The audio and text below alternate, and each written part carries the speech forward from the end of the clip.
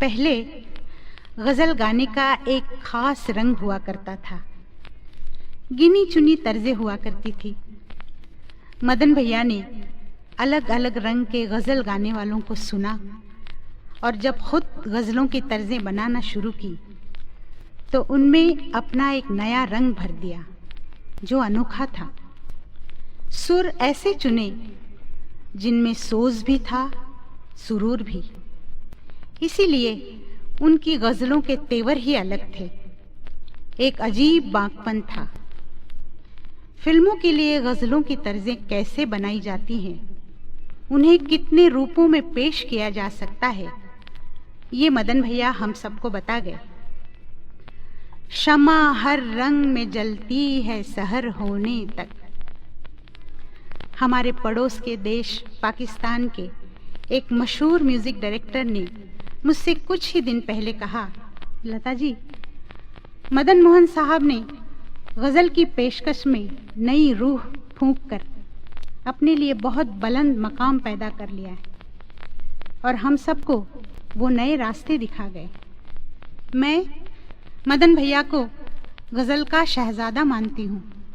नगमाओं शेर की सौगात किसे पेश करूं, नगमाओं शेर की सौगात किसे पेश करूं, ये छनकते हुए जज्बात किसे पेश करूं, नगमाओं शेर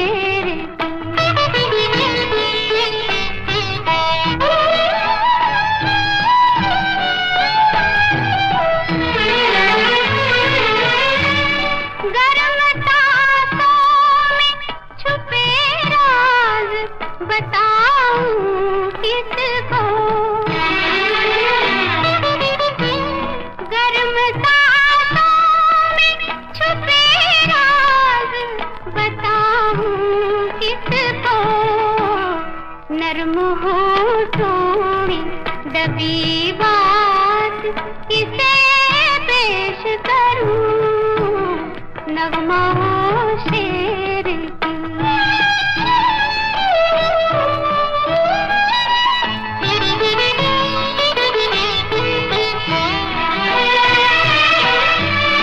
कोई हमराज तो पाऊं, कोई हमदम तो मिले, कोई हमराज तो पाऊं, कोई हमदम तो मिले, दिल की धड़कन के इशारात किसे पेश करूं, नगमाओं शेर की सौगात किसे पेश करूं, नगमाओं